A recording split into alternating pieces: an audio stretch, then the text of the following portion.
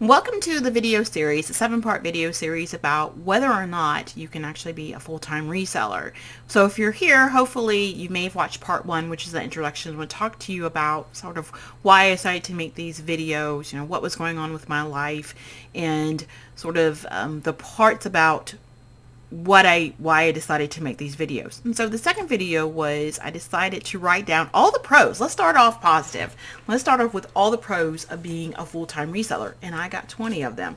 And I wrote them down just laying on the couch. Okay, so my handwriting is horrible. If you are new to this channel, my name is Jocelyn. And I call myself the PhD reseller because I have a PhD and I resell. And I like to provide information for people in order to make, really in this series, an informed decision. Now, the decision that you make whether or not you're going to continue to be a reseller or go full-time or go back to work will have to be yours, but hopefully I can give you some insights and some thinking points for you to make the decision about whether you're going to do it or not. So let's go ahead and get started. So the first one is, before I go back, let me say, these are 20 based off of me. They may not be relevant to you. You might have other ones as well. If you've also, by the time I get to the end, if you're like, you know what, girl, you forgot this. This is actually the best thing about it. Make sure you put that in the comments.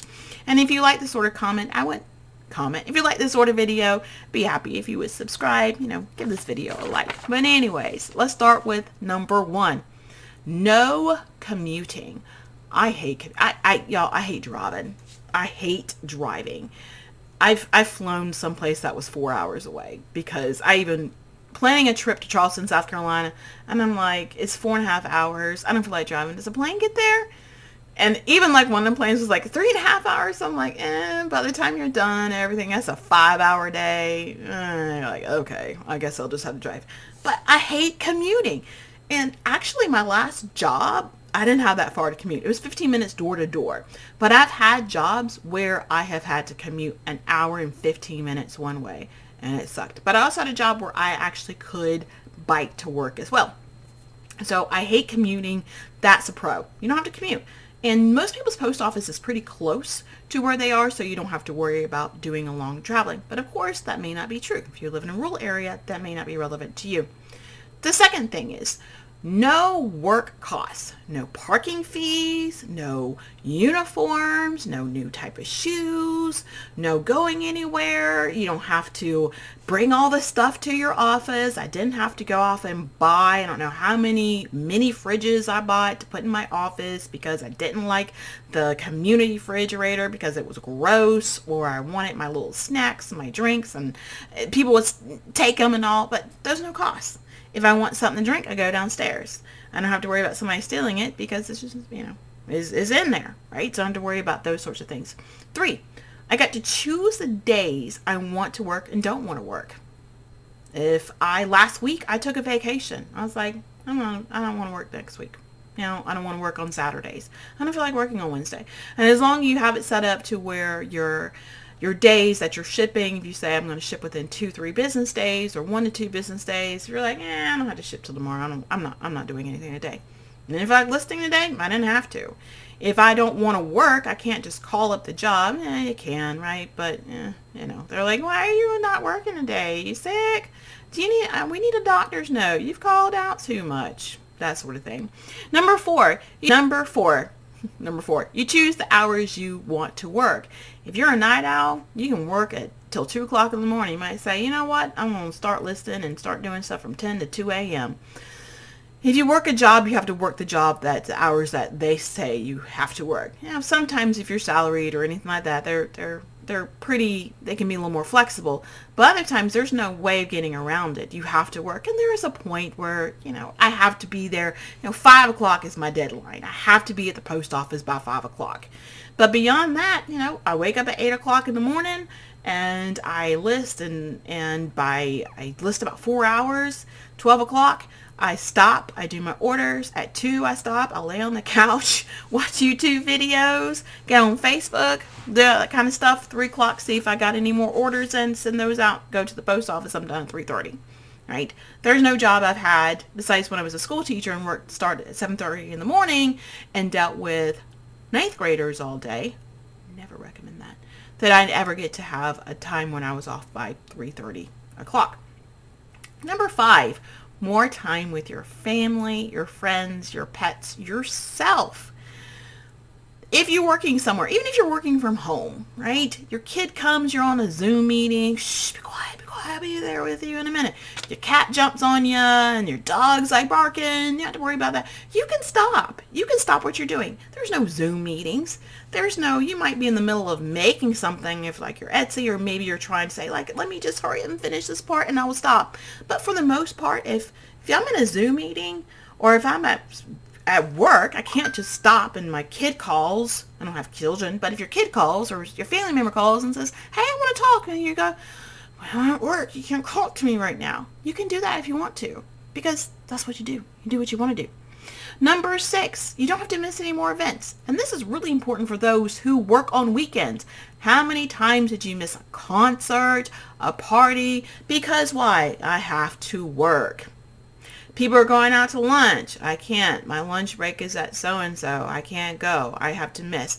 And you miss so many things. You don't have to miss anything anymore. You don't have to miss anything anymore. You can be at every single one of these events. Be with your friends and your family, and never miss out on an event again. Number 7, you can vacation when you want to. Last week, was it last week or two? I think it was 2 weeks ago. It was the week of Memorial Day. I said, you know what? I don't think it's going to be that busy. I'm tired. I don't want to. I went and I put everything on vacation mode, and I actually stopped like Friday, and I didn't, kind of got the itching back. So I started actually listing back up on Thursday. But it was like Sunday to Sunday. I was like, no orders. I'm on vacation. All these sorts of things. I didn't have to do it. If I wanted to do an order, I could. I think I did, just to be, because I was like bored. So I was like, I might as well send the orders out. But I didn't have to. And I didn't have to ask for permission. I didn't have to put in a 2-week notice. I didn't have to call in and say, I don't feel well today. What's wrong? I got a headache. Right? I took vacation. And I didn't go anywhere. I just took the time off. And sometimes when you're working, you're like, I need to go somewhere because, I only got a week off because, this is the time. So I need to go somewhere. I didn't go anywhere. I just stayed around the house and I cleaned. And it was awesome.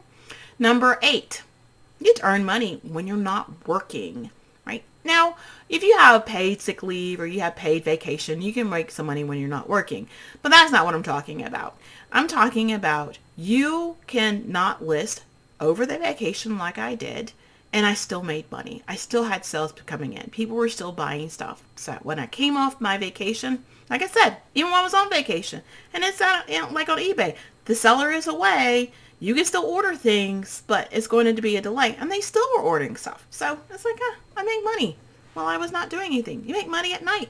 You wake up in the morning, you got 5 sales. I'm sitting here on this YouTube video. I might have a couple sales as well. Number 9, you get a new title. You are an entrepreneur or a small business owner, whatever the case you want to call it. Small business owner and entrepreneur. You are a person. You have a new title. You're a business owner. And that is something to be extremely proud of. Sometimes the positions we have we're not very proud of, right?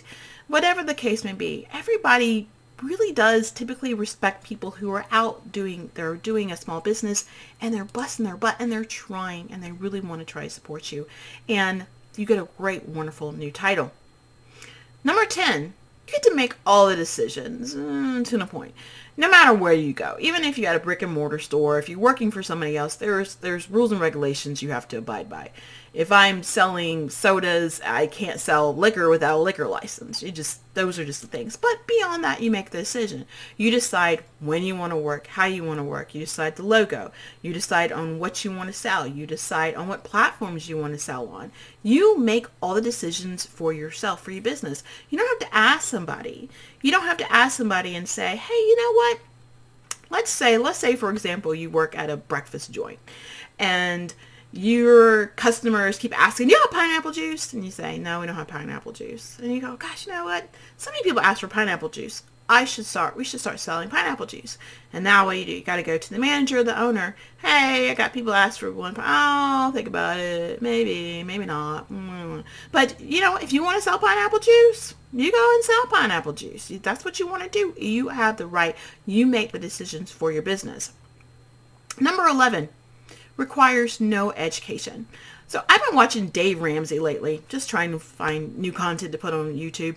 And I am continuously surprised, and I am in one of these as well, who have mass amount of student loans. You don't need any sort of education in order to do this. Now, does education make you a little bit smarter and make you, would I ever say not have an education? Obviously not, because I valued it. I have a PhD. But if somebody was to say, I'm going to go get an MBA to be an e-commerce seller, I'd say, no, don't do that. You can learn, it's on the job. You can learn on the job. You don't require any sort of degree in order to do this, which is great. No student loans, no time away from your family, no having to drop out and try to figure out how to balance your e-commerce, your full-time job, your family, and studies and stuff like that. It doesn't require any education, which I think is good. Number 12, no applications, no interviews, no resumes. Isn't that great? You can start today. You can get off this YouTube video if you're not on there and you say, hey, people keep talking about Mercari. Look it up. Mercari. Start listening today. Boom. There you go. You don't have to do anything. You don't have to ask for permission. You don't have to fill out your resume, submit the resume into the automated system, which then pulls out the information, which is wrong. Then you have to go back through and change them all up, or they say, upload your resume, then fill out the same stuff that was in the resume. You're like, it was in the resume. And then you have to copy and paste for them to just 2 hours later send you a notification. Thank you again for applying. At this point in time, we're going to be going with the candidates that we feel are a better fit for the job.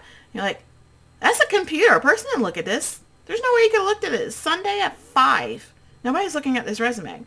Right? You don't need all those. You don't have to go with all those disappointments and stuff. You have to go to interviews. You have to put on a shirt and a uniform. You have to go somewhere or sign or, whatever. We all know the point. I'm not going to go much more into that. Number 13, you are never under or overqualified for your job. You can only get better. You can only get better on any of these e-commerce sites. You learn to source better, and you do that and make more money. eBay or Poshmark, Amazon is not going to come back to you and say, you know what? You're sort of overqualified for this. So, yeah, we're not going to give you any more business. I was like, what? What are you talking about? And we've all been there. I've been there. You have too much education. Well, you have education, but you don't have the right type of degree, okay? You have experience, but we're really looking for people who have at least 5 years of experience. You have a lot of experience, but you don't have any managerial experience, right? We've all been there. Well, most of us. Okay, I shouldn't use the big overviewing of we should all. But most of the people have been there, right? You're overqualified, you're unqualified. No such thing. Even if you don't know how to fill out a package, if you don't know how to pack glass or anything like that, you can still do this job. You can still do. There is no such thing as being over or underqualified. Number 14, no discrimination, no unequal pay. Now, there has been some talk about, and I've read some articles about whether men or women make more money. It has to do with logos and names and stuff like that. But for the most part, no one knows you from Adam. Most people don't care. When it comes to buying things online, most people don't care. You could be a green Martian. I don't care. Is my package arrived? Did you give me good service? Did you give me what I asked for? You could be a green Martian. You could be a yellow squid. I couldn't care less. But we all know that discrimination does happen in the workforce quite a bit. Whether you're talking about race, gender, sexual orientation, there is no discrimination in this e-commerce world. You just go and you do the best that you can, and you make money based off of your work values. Number 15, you can make a switch. Let's go back to that scenario with the pineapple juice. If all of a sudden you woke up and you said, you know what? I don't want to do breakfast anymore. I want to do lunch. You can do that. You can just make that change. You can make that switch. Now, if you're working there for somebody else and you said, you know what? Breakfast is so early. let's not do breakfast and let's do lunch. And they're like, we're a breakfast joint. No, but no. I don't want to do breakfast. We should do lunch. You can't do that, right? But with reselling, you can. If you don't want to sell, you sell shoes. You don't want to sell shoes anymore, you know how to sell shoes. If you want to start selling pineapple juice, you can start selling pineapple juice. Now, with Amazon, you have to be like the ungated and stuff like that. But eBay, as long as it's the expiration date, you can sell pineapple juice if you want to. You can totally switch your game plan. You can change platforms. I don't want to do eBay anymore. All right, I'm going to do Poshmark. I don't want to do Amazon anymore. I'm going to do this. I'm going to create my own website. There's a million things, and you can make the switch back and forth over and over again. And most people do. Most people, at some point, they're like, this isn't selling anymore. This is oversaturated. I found a really good deal on this. I'm going to change. I'm sick of doing this. And they can make a change, and that is something that you can do. Number 16, faster money. So I have it where I get paid on a daily basis. Some people do weekly. Some people do monthly. Some people let their money sit in Mercari until they reach thousands of dollars and then decide to pull it. Don't do that. Just don't do that. Pull it. Anyways, but for the most part is that the money's faster. The worst I've done is, I want to tell you, no. I thought about it earlier and I said, for most of my professional life, I've been paid on a monthly basis. And let me tell you, that sucks. Having to pay all your bills out of one paycheck, it just sucks. Even though you get used to it, but when you first get started, it's a lot easier to deal with things when you have every other monthly paycheck. The longest I've ever waited is I used to be an adjunct professor at UAB, University of Alabama in Birmingham, and they paid at the end of the semester. So I worked 5.5 months without one darn paycheck. That was ridiculous, right? You are not going to be selling things for 5.5 months, and people have paid the money to buy the product, and eBay's holding on to it for 5.5 months, right? So it's faster money, even if, most people, unless you're working like a temp agency or you're a tip-based business, you're not going to get money every single day. You can. Now, I do miss PayPal. I miss PayPal. But hey, you know what? It is what it is. 17, all right. You don't pay taxes right away. You can wait a little while. You need to pay the taxes on your stuff. I know it sucks. You're like, but you know what? When you pay taxes, when you tell people how much you make, you also get to take off everything that you spent. So you get to claim your expenses as well as your profit. But anyways, but you don't really have to pay them until this tax time is due. Right? Now, they all pay the taxes. The consumer pays the taxes to eBay, Amazon, Etsy, etc., and they pay the taxes on your behalf. And then at the end of the year, when you file your taxes, you could do quarterly or monthly or whatever the case may be. You now are owed the taxes, right? It's a lot better than, remember that first check you got and you're like, who the devil is FICA? FICA? What? Who? Right? You don't have to worry about that. You don't have to worry about paying taxes right away. Number 18, you shop for a living. Right? Most people who resell like shopping. It is part of the job. Now, I like shopping sometimes and other times I don't. I go to the pet store and they're like, why do you have $150 worth of cat food? It's because I don't like shopping. But, for the most part, when I was growing up, I did like shopping. I did. It was retail therapy. It was fun. And it's also fun when you go out there and you're buying stuff and you're doing it to resell. It's even more fun because you're like, I don't have to worry about being disappointed because you're like, I spent too much money. You're like, hopefully it'll sell. Even sometimes you do spend a little too much money. Number 19, you have help when you need it. I've been at jobs where I've asked for help and it's like, I'm too busy. I don't have time to help you. Or how about go check the manual, then go find out. You're like, if I needed to just check the manual, I wouldn't have asked. There are Facebook groups. There's YouTube videos. There are people out here that are willing to help you at the drop of a hat. If you don't understand something, if you're confused about anything, there are so many people that will come out and help you out, and they don't require anything from you. 2020. Last one. Evaluation's less. And I know people really have to take a big chill pill when they get the whole, oh my gosh, I've been selling for 5 years and this is my first 4-star rating, or someone gave me a negative rating. If you've never looked at Trustpilot's eBay ratings, I suggest you do it. If you have more than 1.5 stars, you do better than the platform that you're on. But a lot of jobs out here, they evaluate you all the time. And not only do they evaluate you, they allow it to be anonymous, right? If you're in a call center, well, your call metrics say that, well, who, what? Or somebody said this, well, who, what? At least when you're evaluated and people give you some feedback, you have the opportunity to say, hey, this is what I tried to do for you. Other times you get these and they really oftentimes also do affect your paycheck. Versus here, as long as you're not getting, 10 negative ratings a day, a few negative ratings isn't going to kill you.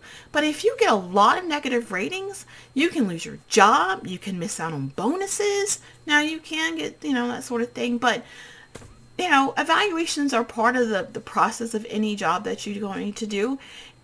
But just the evaluations, people get so, I don't even read them things. It's just like, I know I do a good job. I do the best job that I can. And if I get a negative rating, but I'm a high consumer. I read ratings all the time. And as a person, I don't expect someone to ever have 100% ratings. So that's my 20 tips there. What are, not 20 tips, but 20 pros of being a full-time reseller? What are some things that you find that you like about being a full-time reseller or even a part-time reseller? This is all, whether or not it's full-time or part-time, is the same thing. So let's talk about that. Put in the comments. Let me know what you think. And I will see you on the next video for the third part, which talks about the cons. I know. I gotta talk about both sides. It sucks, but it needs to be done. All right. See you next time. Bye.